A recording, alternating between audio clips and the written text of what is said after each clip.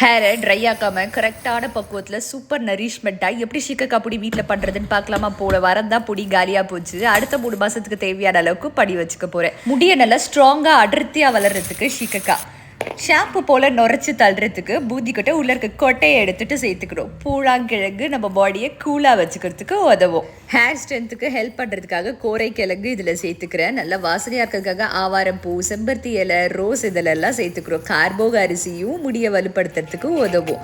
நெல்லிக்காய் கொட்டை நீக்கி இது மாதிரி ஹேர் ஷைன் அண்ட் கருமை தன்மைக்காக சேர்க்குறோம். பாடி கூலண்ட்டுக்கு அழுக்கெல்லாம் நீக்க பாசிப்பயிரும் வெந்தயமும் சேர்க்குறோம்.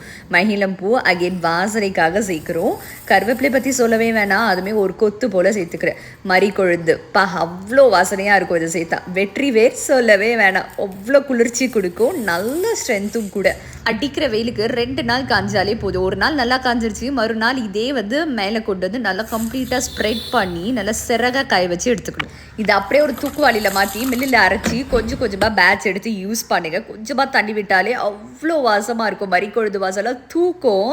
அப்பா இவ்வளோலாம் டைம் இல்லை, எனக்கு இன்ஸ்டண்ட்டாக இதே தரத்தில் ஒரு ப்ராடக்ட் கிடச்சா சூப்பராக இருக்கும்னு நினச்சிங்க அப்படின்னா ஃபிட் அண்ட் ஃபுட் தமிழ் இதே மெத்தடில் தான் ப்ரீமியமாக ஷீக்கக்காய் பவுடர் சேல்ஸ் பண்ணுறாங்க.